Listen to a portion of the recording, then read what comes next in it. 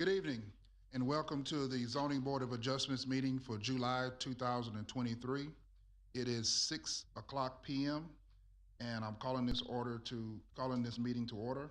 We have a full roll here of 5 people, so we do have a quorum, and we'd like to go into our new business. The new business is consideration of possible action for VARZ 23-0. This is a fence variance for residents in single-family residential district. This is a request by Vital Pineda, applicant and owner, for approval of variances as permitted by the Unified Development Code Ordinance Number 2000-T to allow an 8-foot 10-inch high decorative fence, also an 8-foot 10-inch high decorative fence within the side, and a residential fence to be located within 15 feet of a public street. We have the general location of 3430 Keys Road in Pearland, Texas. Do we have a staff report? Thank you, Chair, for that introduction. Let me pass it off to Patrick Bowers to present the staff case. Patrick, take it away. Thank you, Martin. As mentioned, the request is for a variance from the height and location requirement for a residential fence in the R1 zoning district. This fence is for a fence that was originally constructed before getting permits. The applicant came in to get permits, and at that point, the variance and the deviations were noted. And so an additional thing to point out is that the legal ad mentions that request A and B are for an 8-foot, 10-inch high fence. The applicant, property owner, has since clarified to staff that that is, in fact, an 8-foot high decorative fence that is to be provided in the front, side, and rear yard. And so the request B specifically is not necessary anymore because an 8-foot high fence is permitted by right within the side and rear yard. Request A still is there because a 8-foot high fence is in lieu of the 4-foot permitted, and then request C is still for the location of the fence. But just to clarify, it's for an 8-foot high fence, not an 8-foot 10-inch high fence. And so to date, staff has received one written comment from a surrounding property owner that is in support of the request, and the comment was really just stating they were in support of the mentioned variances within the staff report. And so looking at the property, as mentioned, the zoning of the property is single family residential 1, and it's surrounded on all sides by that same single family residential 1 zoning.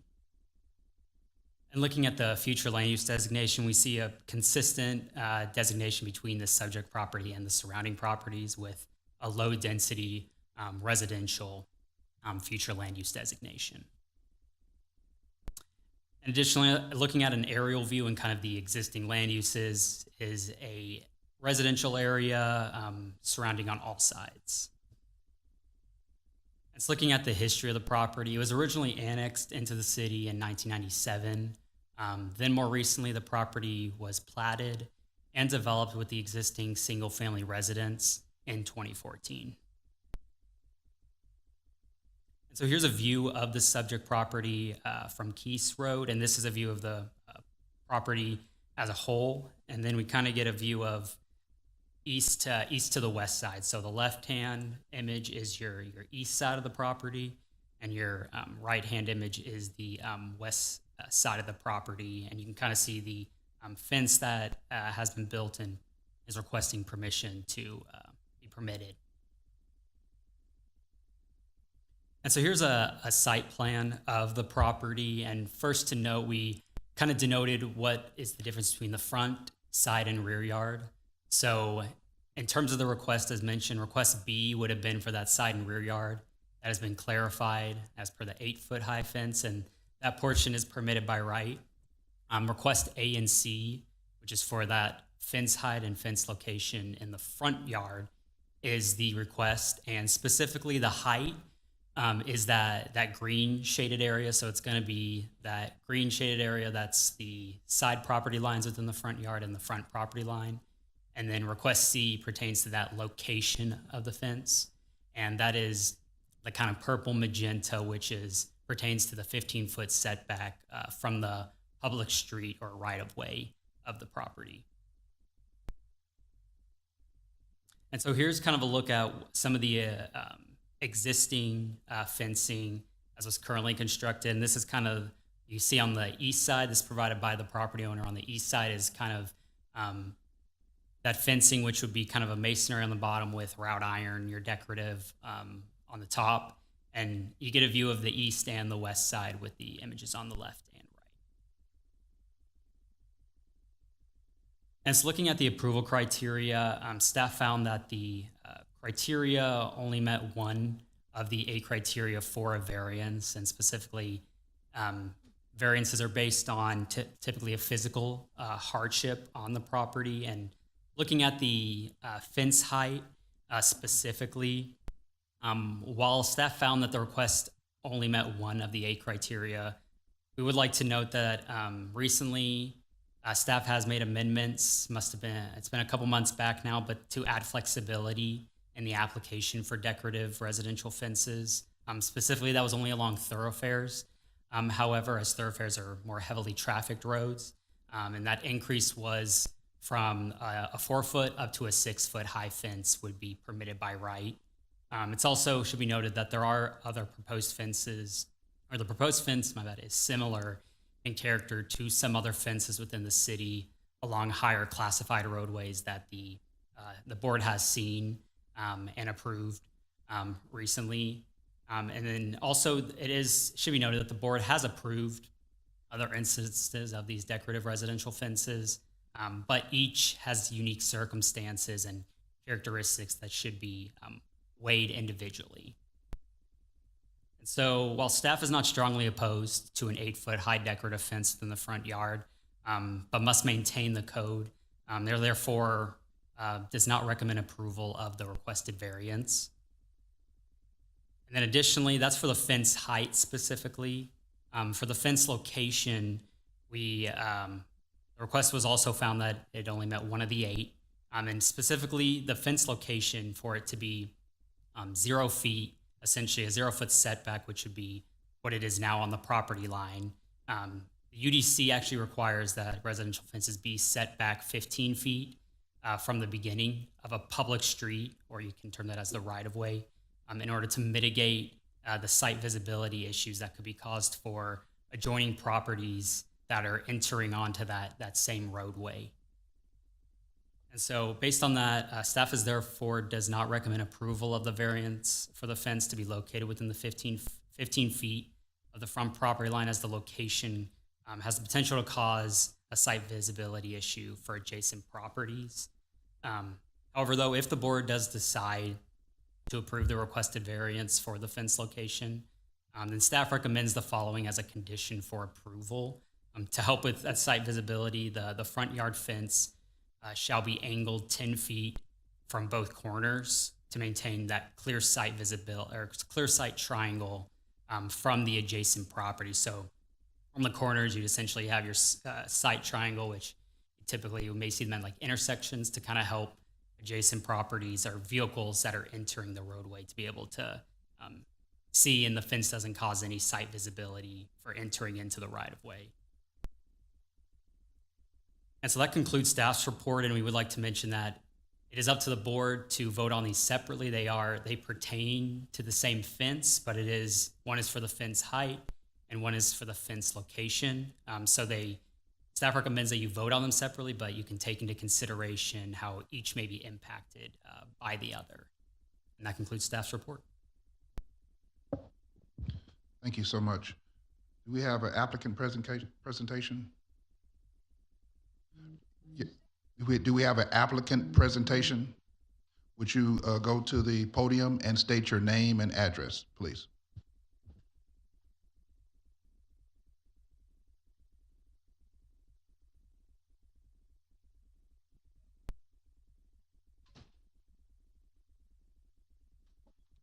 Good afternoon, everybody. My name is Vidal Pineda, and the address is 3430 Case Road, Maryland, Texas. Yes, sir. Please proceed. Well, I'm just here to To be honest, I don't know what I'm here. It's just something that I just did the fence, and I came over and trying to get a permit, and Mr.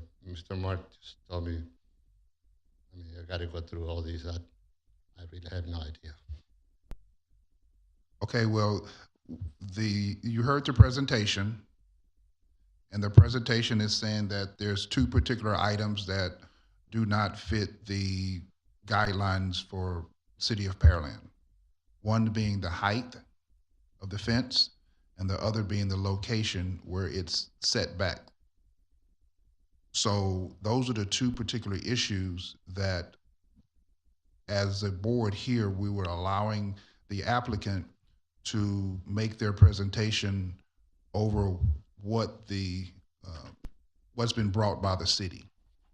So that's, in a way, why you could be here to represent your property, sir. Is that for the front fence or is that on the back side? This is for the front fence and the height of the front fence and the setback of the front fence. So how far got to be set back?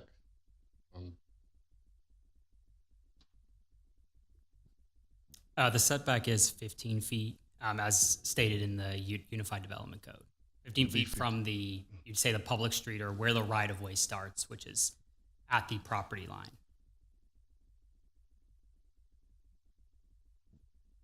That means I don't have room for a fence on the front? Because I don't think I have 18 feet from the house to the property line. This is when you spoke with Martin and when you brought it to the city, that's when you want to have those discussions on where and how you could place whatever you're trying to do. Right, well, Sir? I made a mistake by not having, more information about it. I just built a fence on the front. Yes, sir. Yep. Okay. Okay. Thank you, sir. All right, thanks. Do we have any persons wishing to speak for or against proposal? Yes, ma'am. Would you please go to the podium, state your, no, I'm sorry, it was the lady right behind you, ma'am, who raised her hand first. And would you also fill out one of these once you finish, okay? State your name and address. Thank you. You have 3 minutes. Okay, my name's Monica Teague, and I live at 4113 Wells Drive. So I am the rear yard, the side yard is my backyard, and I have no problems with the fence whatsoever. The fence, talking about the visibility for someone pulling in and out over there, that is a dead-end street. There's not a lot of traffic on that street, so I don't understand that piece of it. The fence has been built very well. I watched it being built. And as far as the distance from the street to where the fence is, my question is, that needs to be 15 feet from the street?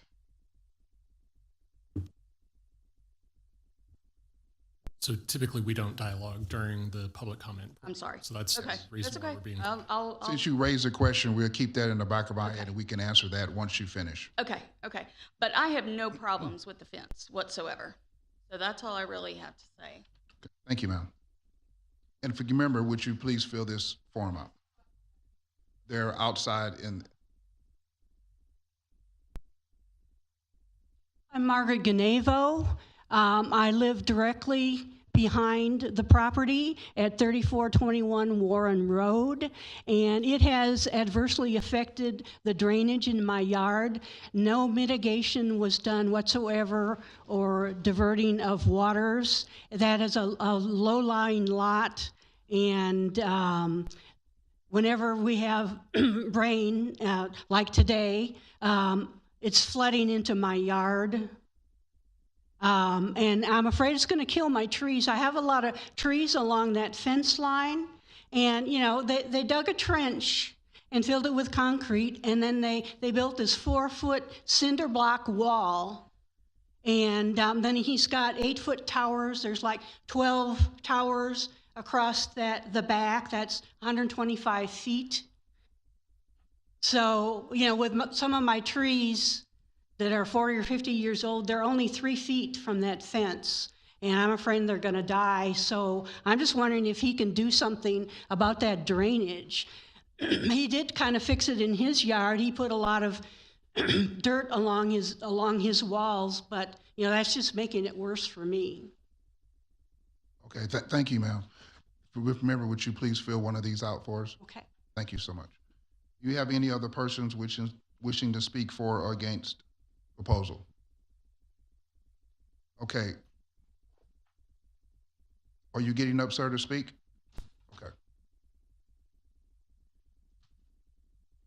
If you would, state your name and address, and you have 3 minutes, sir.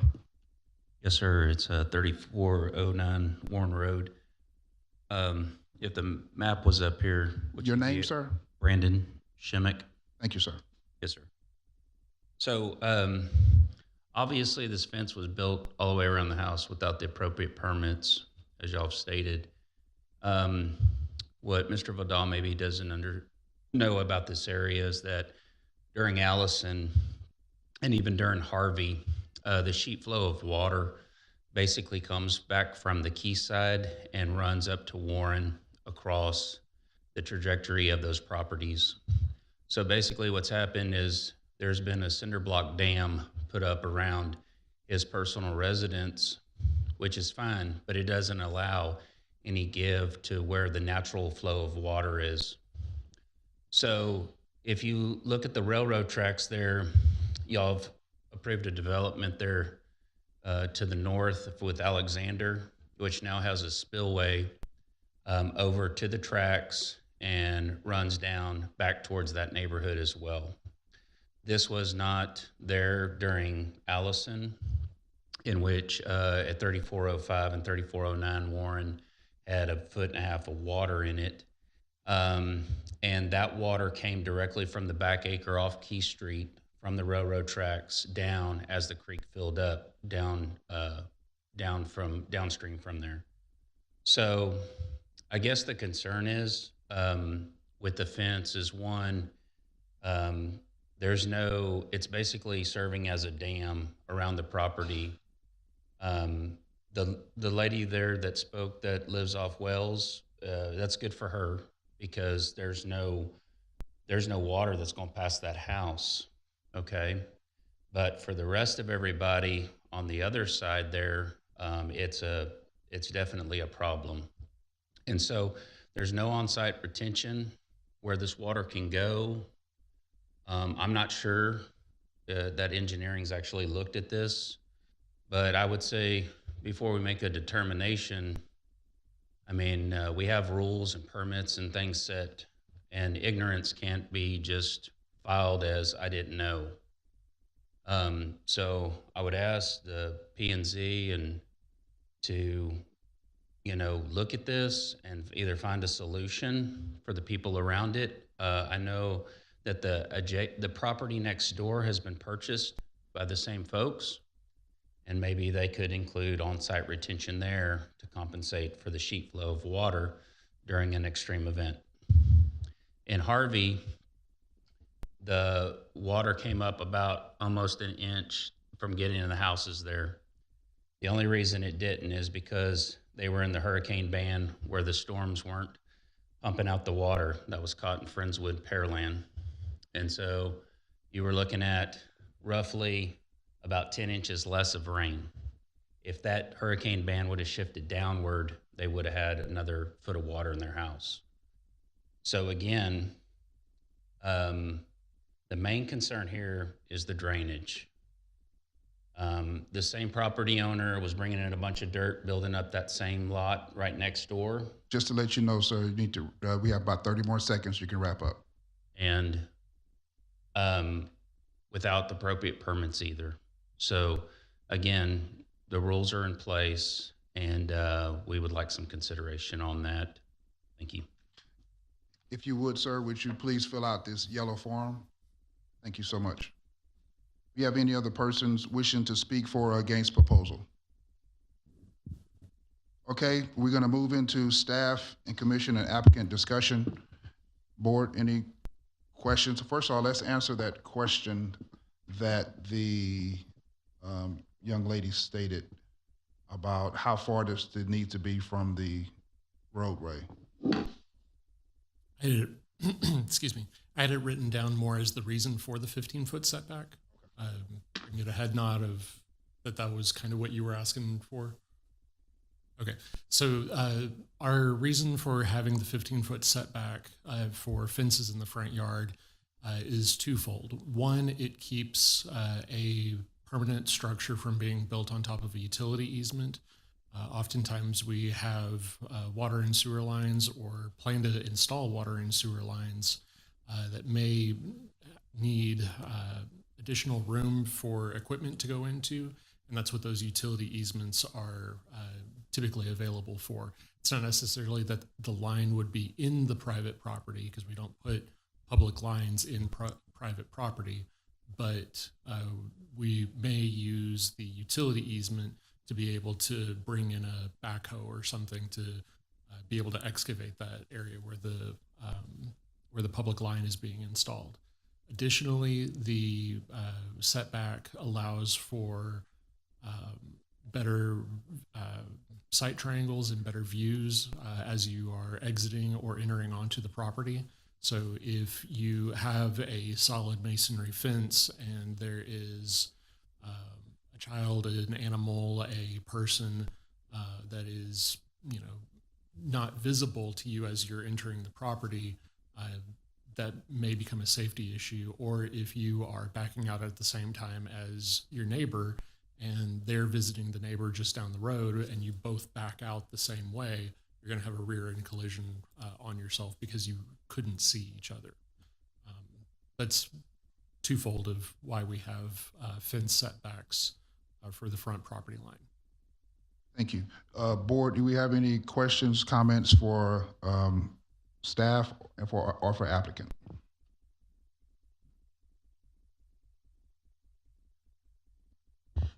Staff, could you clarify, am I understanding correctly, the current fence on the property was built without the required city permits? Is that my understanding?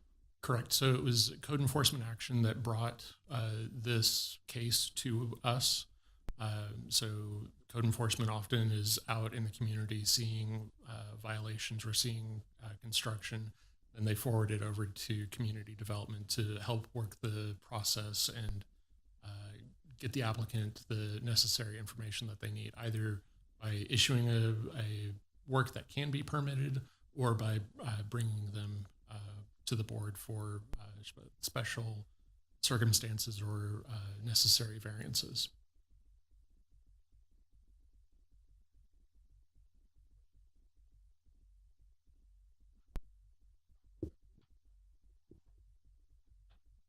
This is Martin. This will be a question for you. And before we do that, I wanted to recognize Pearland City Council member Laney Cade sitting and observing tonight here. Welcome, Councilwoman. Glad to have you. This is the first time I've seen one in the years I've been on the zoning board here. Do we, as part of our looking at a property and we consider the structures, do we look at the hydrology other than just for retention pond purposes? So if this would have come through review, our staff would have checked definitely would have checked for floodplain information on whether or not it is in an area of concern. Typically when we have fences that come in and I wasn't able to pull up the floodplain map on my phone, but typically when we have fences built within a floodplain, we require that the fence get installed with the bottom foot of fence to have some ability to have water That's really what I was trying to free flow through. We try to take advantage of that, or at least recognize it, so we're not adding to some of the property owner's problems or potential problems. Our goal is never to make a property owner affect another property owner. Okay, well, that's good. Appreciate that. In this circumstance, I couldn't figure out how far back, if we took 15 feet from the property line, is that correct, where we're measuring, the setback has to be Correct. 15 feet back? Where would that put the front fence? Would that put that actually back into the house, or how far? What are we losing? I don't see a dimension there that tells me on the sides where the green lines are, what that depth is. I mean, Yeah, so I'm pretty sure, and I wish I would have added it to this one, but the driveway, and maybe the property owner can help us with this as well, but the driveway, I want to say where it ends in here with like the curvature, the 15 feet would be within this grassed area, right? This area is essentially a grassed area. The 15 feet would be somewhere in this area. Okay. The building, I believe, is further back than when it was built in 2014, and it was built to the 25-foot setback at least. And the building there's a 10-foot, I want to say 10-foot easement at the front of the property. So that would, this building would have at least have met the 25-foot setback. But my guess right now is it's in this grassed area where the fence would be going if it was 15 feet. We're not cutting into eliminating his driveway, so to speak, or we wouldn't at 15 feet eliminate the driveway. So, okay, good. Well, I was going to ask, what do we do against contractors who don't get the necessary permits when they put up a fence? But that's really not applicable in this case. But Yes, sir. That's an issue between the property owner and their contractor, not between the city. Now, if they don't remove things, then it becomes an issue between the property owner and the city if you do work without a permit. And if I may, I did want to follow up on your first question in regards to drainage review. The drainage or the hydrology in that area is not related to the height of the fence. So that would not be a relevant factor that the board would consider. That is something that could be relevant at the time of the permit review, but not relevant to request A for the variance. And then for request C, the location of the front, the complaint that I heard from the people making public comments was along the rear of the road, not the drainage at the front. But of course, if the same masonry fence keeps the water inside the property owner, well, it's on them. Again, it's something that should and could be reviewed at the permitting stage, but the drainage in the area is not related, unless it blocks the drainage. Right. It's not related to this permit application or the C portion of the application. okay, well, that kind of leads into my second question, the issue. The existing front fence, is it today covering public utilities, like a water main or gas lines or something else as it exists today? For public utilities provided by the city of Pearland, that would be water and sewer. There are not water or sewer lines in front of this parcel today. There is a water and sewer easement for when the city extends water down off of, I believe it's Wells Road. It kind of stops there at Wells Road right now. So as it I guess the point is, are we allowing, if we say, yes, there is no need for a setback or there's an exemption, we'll allow an exemption or exception to the setback. Are we preventing the installation of? No, sir, because you could grant the ZBA variance, if that's what you were so inclined to do, for 15 feet or whatever feet whatever the board is so inclined. But that doesn't overcome the permit. During the permit review, there is a dedication for the water and sewer easement, and the city will not approve that permit until that issue is resolved. So you don't get to override the water sewer easement issue that happened during the platting process. That's a dedication that is already there.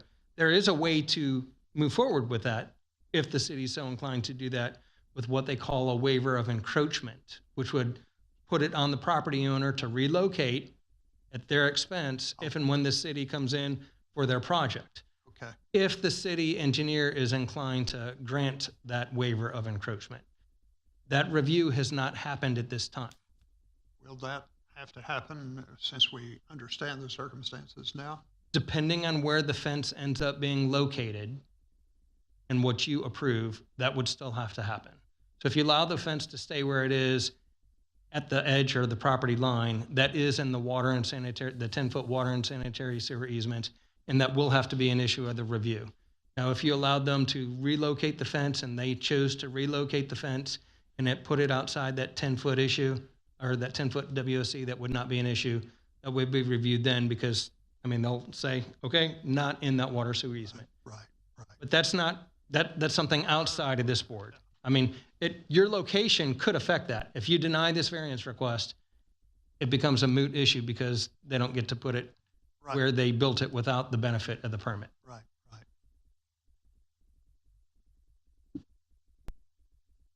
Just when I thought I understood it all. Thank you. That's all the questions I had. Any other questions by the board?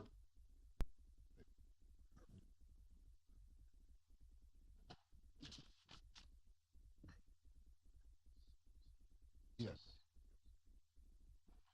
So we'd like to move into consideration and possible action. Would you place the motion on the, and we're going to vote separately. The first vote we're going to be voting on is the height of the fence. And that would be the 8-foot inch high decorative fence within the front yard in lieu of the 4-foot permanent fence. So do we have a motion on the floor?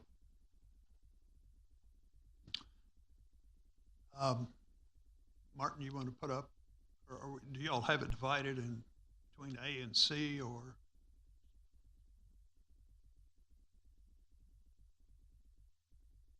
Okay, well, I'll make a motion then that we approve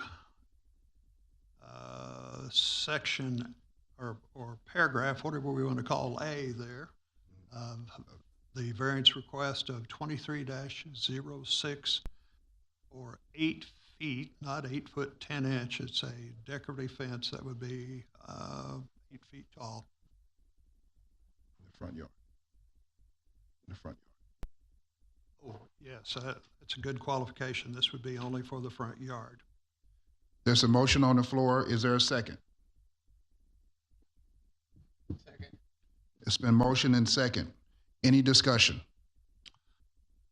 I'm going to vote, my personal opinion is this, is I'm going to vote to approve that because wherever the fence is, if we decide, no, it's got to be moved or no, it can stay where it is, we've always, not always, but most of the time in my experience, we have approved exceptions to allow decorative fences to be taller than the 4-foot regular UDC requirement. And given the way the fence is constructed, not only here, but around the house, I think that fits within the overall character of the fence, the function of the fence, and the appearance of the fence to let it be 8 feet tall. That's my reason. Any other discussion? All in favor, raise your hand. All opposed, raise your hand. Motion is denied 3-2. We'd like to move into the second motion. Would somebody make the motion on the C?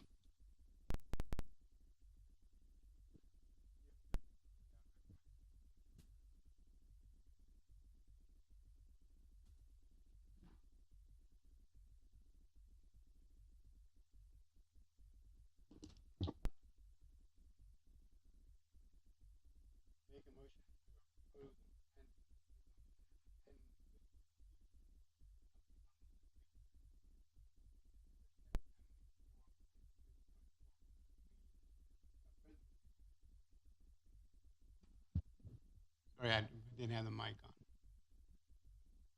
Let's start over. I make a motion to approve a residential fence to be located within the 15 feet of a public street, section 4.2.4.3, parentheses A, parentheses 2, parentheses A. Is there a motion on the floor? Is there a second? Second. It's been motioned and second. Any discussion? All in favor, raise your hand. All opposed, raise your hand. Motion is denied 0-5. We'd like to move into our second order of business. This is a consideration and possible action for VARZ 23-07 for a special exception and variance for the development of an office use. This is a request by Tessie Gurley, applicant, on behalf of Two Barrett's LTD, owner, for approval of a special exception and a variance permitted by the Unified Development Code Ordinance Number 2000-T to allow A, special exception for construction to occur on site with existing nonconformities, and B, variance to the 25-foot building setback requirement for the neighborhood service district to allow for a building to encroach into the front building setback. The general location is 4904 West Walnut Street, Pearland, Texas. Staff report, please. Thank you, Chair. Once again, Patrick, take it away. Thank you, Martin. So the request before you today, as mentioned, there's two requests, Request A and Request B. And Request A is specifically for the special exception to allow for development or construction to occur on a property with existing nonconformities. And specifically in reference to this property, the nonconformity is in reference to the existing building on the east side of the property that is within the 30-foot landscape buffer that is between on the east side of the property line that is adjacent to a residence.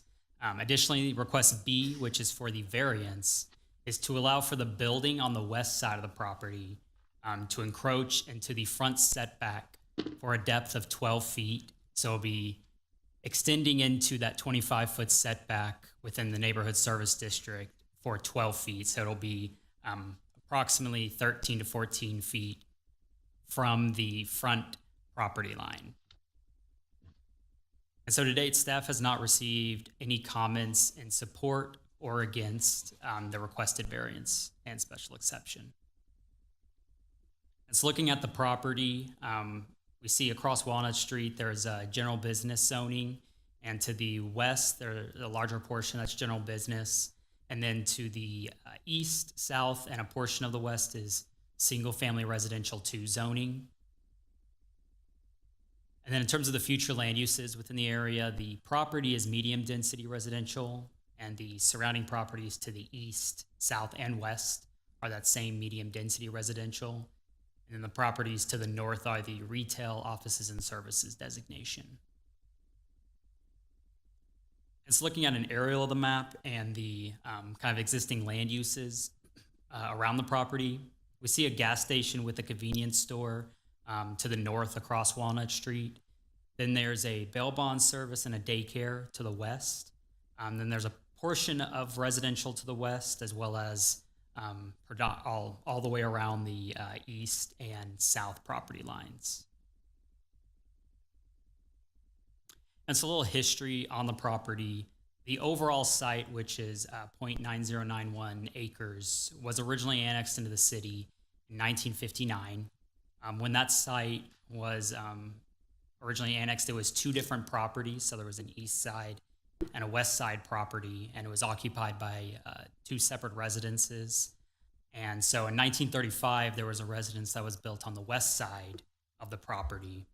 Then move forward to 1950, residence, which is the existing one on there today, which is no longer a residence but an office, was built in 1950.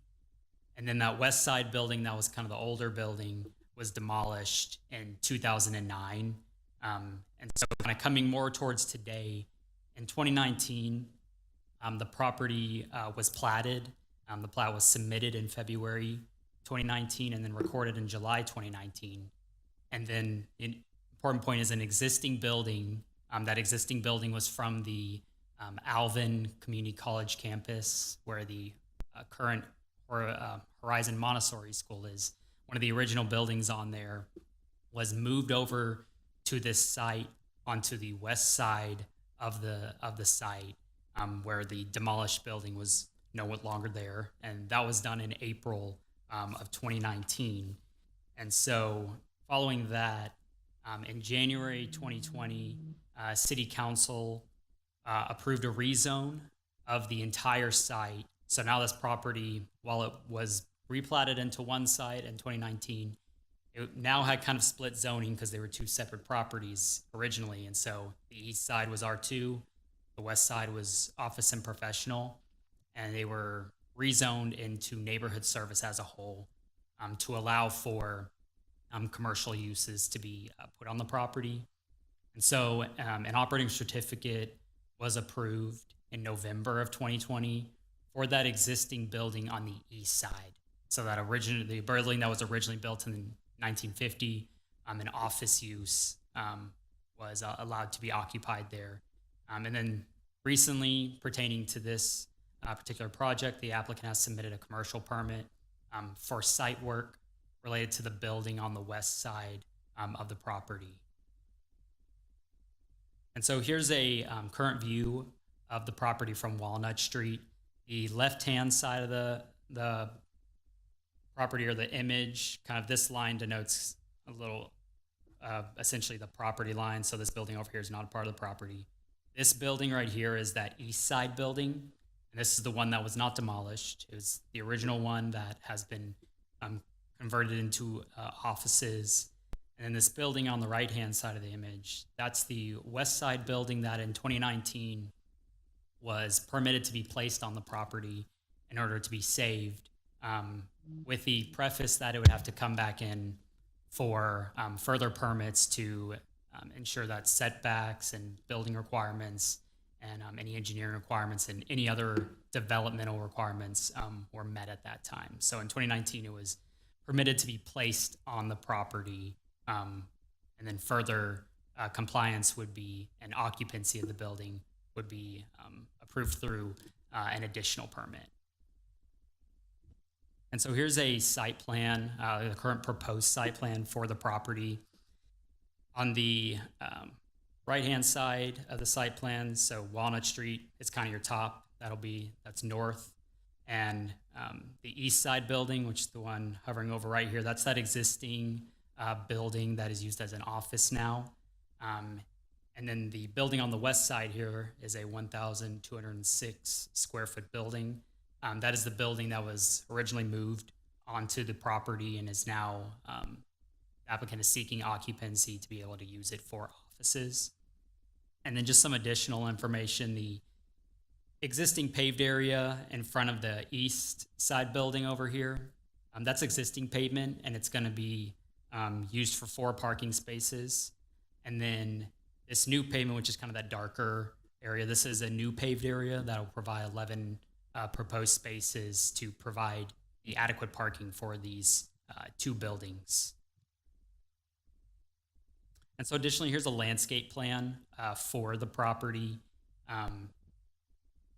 The landscaping along Walnut Street, that's to meet our street tree and different shrubbery requirements, and those are proposed, as well as the property is adjacent to single-family residential zoning and uses to the east over here, to the south at the back of the property, and for a portion of the west. So you see the shrubs are kind of those smaller ones that line the property line, and then the required trees are provided behind. And it should be noted as well, the landscape plan for the east side of the property also has some existing vegetation, as well as throughout the site, there's some additional existing vegetation that is being used to meet the requirements. And so specifically looking at the landscape plan, this is for the special exception for the nonconformity on the property. And so specifically the nonconformity is in relation to the required 30-foot landscape buffer on the east side of the property. So to the east, we have a current single-family residence Section 2.4.5.1C2 of the UDC requires that any non-residential use that goes in next to residential uses, that it be required to provide the buffer. And so here we have the outline with the red line is where the 30-foot landscape buffer would be on the property. And so the existing nonconformity pertains to the building, which is outlined in yellow. This building was built in 1950 when it was a residence then. Now it is used for commercial.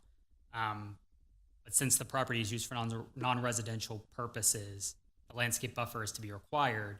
However, the building is existing, and the property owner would either be required to request a special exception for it to remain and within the landscape buffer, and they would still provide all the landscaping, but it'd be allowed to remain, or bring it up to compliance.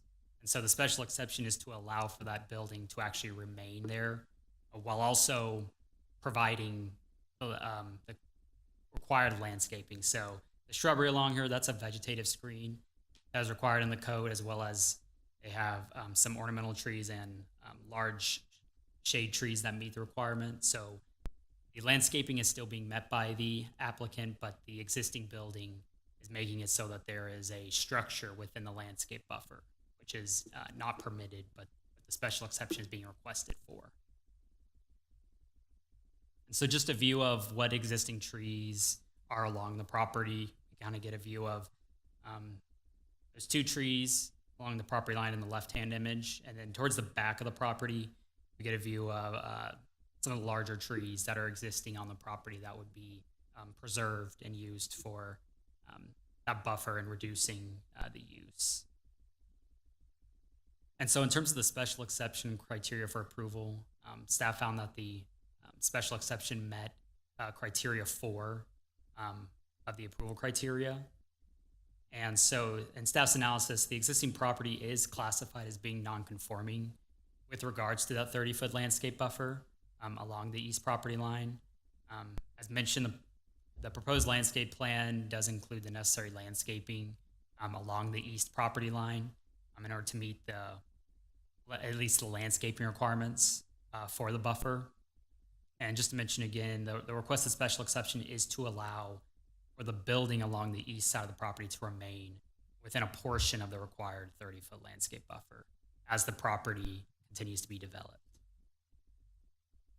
And so, as mentioned previously, the request meets criteria 4, and therefore staff recommends approval of the special exception request to allow for construction to occur on a property with an existing nonconformity. And so that's kind of covering the special exception side of it, the request A.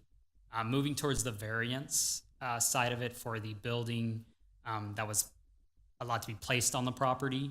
This is for the front setback variance to the neighborhood service district, which is a 25-foot requirement. As you can see, this is the 25-foot front setback line. And it should be noted as well that if you see my cursor, there's kind of a hatched area. This is originally the area that during the platting process was required to be dedicated. There was 10 feet of right-of-way dedication that was required, and this is part of the applicant's stated hardship that the 10-foot right-of-way dedication is a portion of the reasoning for why the building should be allowed to stay in this spot. And so, as you can see, the 25-foot front setback is here, and the proposed encroachment is for a depth of 12 feet. And it's essentially this yellow outlined area. That's the portion that would be encroaching. And it should be mentioned as well, it's a little faint right here, but there is a 15-foot water and sewer easement just to kind of the northeast of showing it as the northeast of that yellow area. There's a 15-foot water and sewer easement, which the building currently is encroaching into. And so to get approval from engineering during the permits process, they would also be required to get that consent or waiver to encroach into there. But that'd be a part of the commercial permitting process of the building. And so here's just a look of that building on the west side. of the property, and you can see some of the existing trees that are around that building. And so looking at the approval criteria for variances, staff found that the request met 2 of the 8 approval criteria for granting a variance. And specifically, while the right-of-way dedication reduced the available land along the frontage of the property, staff finds that the right-of-way dedication is not a significant physical hardship to justify the request, given that there still is available land to the south where the building can be moved to comply with that 25-foot setback. And additionally, during the placement of the building on the property, when the building was placed, the mover placed it in a spot that they deemed to be 25 feet. However, this determination, whenever it was placed in April of 2019, did not take into consideration the right-of-way dedication that was needed during the platting process, which was going on at the same time. And so that wasn't considered into that, where they placed the building. Therefore, the building now is approximately 13.9 feet from the front property line. And so, therefore, based on the approval criteria, staff is unable to recommend approval of the requested variance to the front setback for the Ennis district. And that concludes staff's report. Thank you so much. We'd like to move into applicant presentation. Do we have someone? Would you go to the podium and state your name and address for us, ma'am?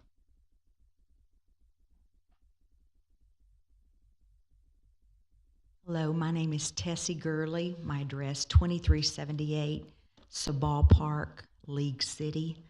I'm talking about the 4904 West Walnut property.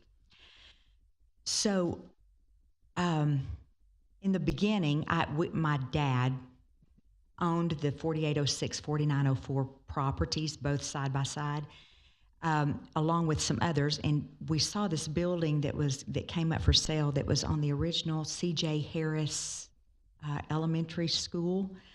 And so when I saw it, I thought, I didn't want that building to get out of Pearland because it has been here for a very long time. And so I just thought it was part of our history. And so I talked to the man. He was willing to sell it. Somebody else was interested, and they wanted to move it out in the county. And I just felt like it's been here a really long time, and I think we need to keep it in Pearland. And so I talked to the city. They agreed to let me move it onto the Walnut property.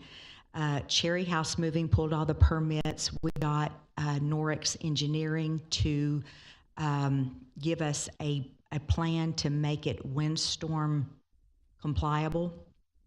So then we moved the building, and in my haste and excitement to get that building on the property, I neglected to deduct the 10-foot dedication that was given to the city for the new property line. And so I can't blame anyone but myself, but I'm just asking for grace and mercy to leave the building where it's at. Okay, thank you so much. We have any other applicant present? We have any persons wishing to speak for or against proposal? Okay, we'd like to move into staff and applicant discussion. Board?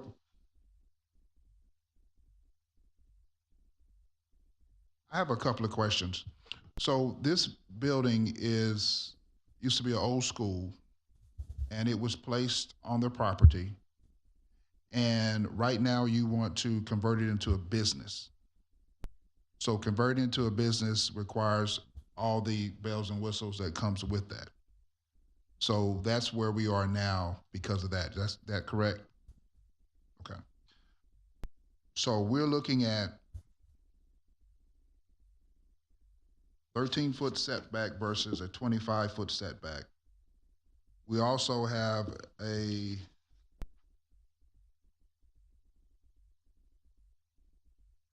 looking at the construction that could be done, but it's still a non-conform building, correct? So those are the two issues that we're Correct. looking at. The two issues are you have an existing building from the 1950s, that single-story house that is on the right side of the screen. That building has been there, was existing, has been in the same place the whole time. Now that it is a part of a whole site being developed for non-residential uses, the non-residential to residential buffer is required. So this area is a multi-use area already, or it's just a business? City Council approved a zone change in 2020 to make it all neighborhood services. Originally, this lot was office professional, and the lot with the band hall on it was R2. So there's some, Walnut has a mixed character and a mixed set of zoning on it, but the property owner has a vision to have some additional buildings and additional development on the site. But this is just the first step in getting all of that into play. And you mentioned that there is land available that this building could be moved to the proper setback. Correct. Our assumption is that there is space, as Patrick's outlining on the screen currently, that they could meet the appropriate setback with the home movers' expertise. Okay. Any other comments or statements by the board? Questions? I've got a question. Excuse me. I've got a question of staff. The property on the right-hand side of the screen would have been grandfathered in as it was, so to speak, whenever we passed the UDC, in 2007, whenever that was. And the only reason now it would be non-conforming would be we've changed what have we changed, the rating, or we've changed it to commercial, you said, or what has changed, in other words, on the building on the right-hand side, so that we're having to look at this? Right. So the special exception is for any time that there is development on a site that has a nonconformity to it. So this site is not able to comply with the setback, the typical landscape setback, which requires 25 foot of landscaped area. The building is within that 25 or 30 foot. There's two options on the buffer, but the building is within that, and it is necessary to grant the special exception or remove a part of the building to make it comply. So, but for this change, I would say, but for the change of use on the properties, right, is okay, what is causing the need for the special exception. okay, If it were still a residence, there would be no issue because there's no buffer required for a residence to a residence. It's when you have a non-residential use and it was originally a residence, but it is no longer a residence. It is now a non-residential use. What about the building on the west side?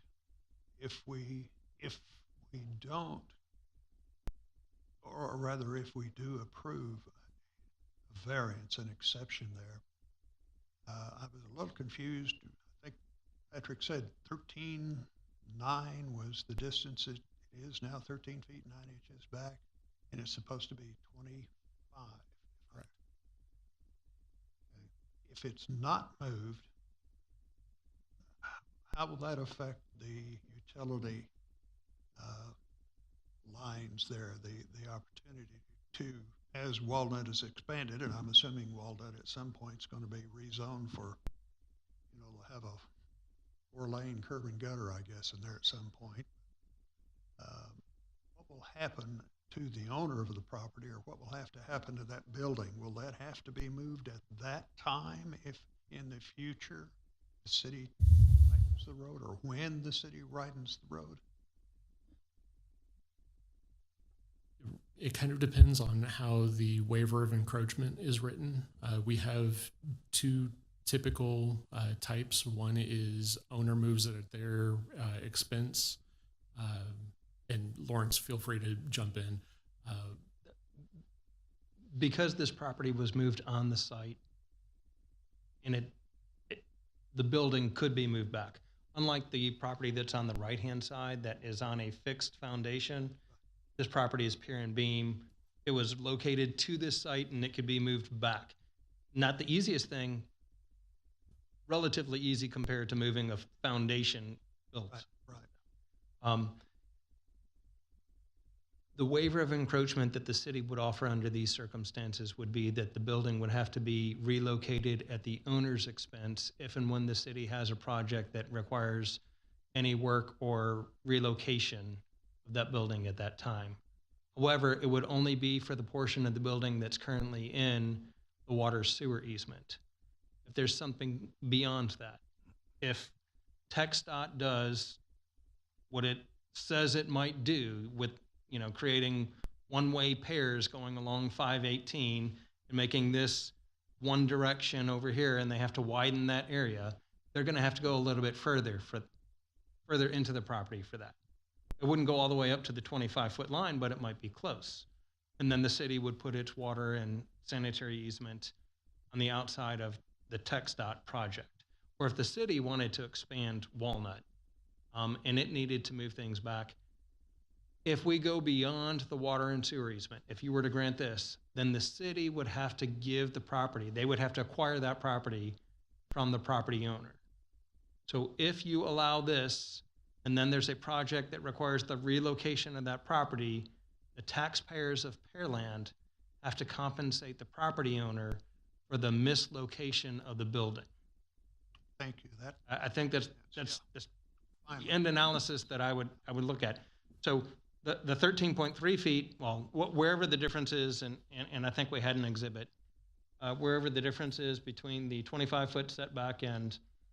Yeah, it's 13.9 from the property line, 11.1 difference between 25 and the 13. Is that what, my bad? Is that not what you're asking? Where's that in relation to the water sewer easement? It's about, so the water sewer easement is 15 feet, so it'd be 1.1 feet into the sewer, or into the easement. So the taxpayers of Pearland would have a 1.9 feet discount from the 13.9 feet if something like that were to happen. Now, at the end of the day, there is an amount of compensation that's appropriate to go to the property owner. But should the property owner's mistake allow for a greater impact on that compensation? From legal analysis, that's the principle that I would look at. How you land on that today, your decision could affect that ultimate decision if and when a Walnut Street project comes forward. Well, is there any doubt in anybody's mind in this room that Walnut is going to be expanded at some point in the future? I can't tell you a date, but I think it's a done deal. I think it's a certainty. Is that a 5-year or a 50-year, though? I don't know. Well, I guess TxDOT did the expansion down by the railroad tracks further east. Was that a TxDOT project there on Walnut? Or stop sign as you're going east? Let's stay on task. Yeah. I think that Kerry, was let's TxDOT. stay on task. Yeah. Okay, any other questions or comments by the board? I have a question for staff. Was the temporary building put in place before or after the property was platted? The building was put in place in April, I believe. Patrick, if you'll go back to that slide. Yeah. So that's why we showed the submittal for the plat came in February. It wasn't recorded until July. but the application for the placement of the building came in April. So just after comments had been given to the applicant and their survey team. Thank you very much. Any other questions or comments? Okay, Natasha, would you read the motion? We're going to do this in two separate Yes, sir. I was going to votes. remind you. We're going to be voting on the first one, which would be the special exception for construction to occur on the site with an existing nonconformity. Would you do a motion? I'll make a motion to approve VARZ 23-07. Part A, the special exception for construction to occur on a site with existing nonconformities, parentheses, section 2.7.3.7, sub-parentheses A. It's been motioned. Is there a second? I'll second the motion. It's been second. Any discussion? All in favor, raise your hand. All opposed, raise your hand. Motion carries 4-1. We'd like to move into the second motion.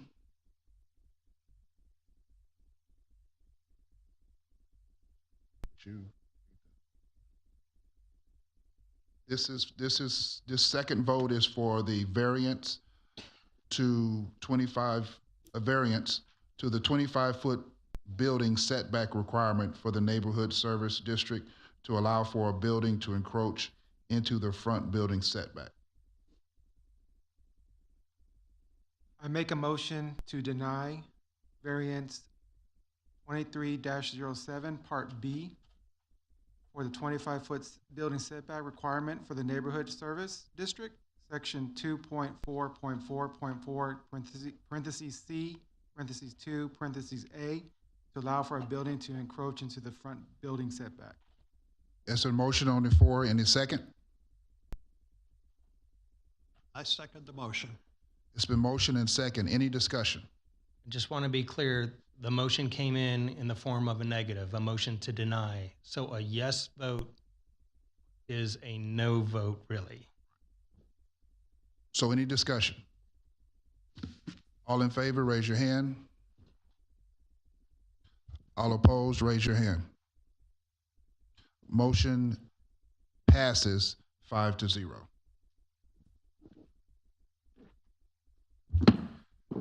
This concludes the ZBA meeting for July 6, 2023, and the meeting ends at 7:08 p.m. Hey,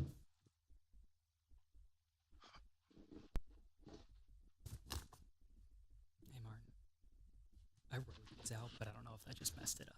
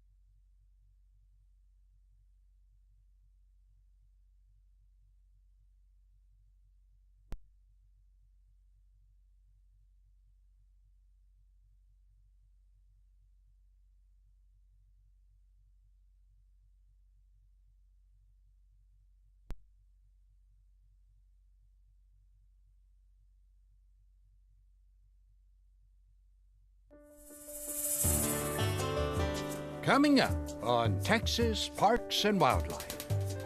You really have to pay attention very closely to the surface, and you literally see it coming off.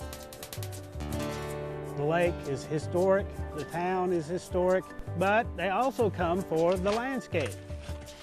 This is a major pre-migration roost for the purple martins. It's like a hurricane of birds.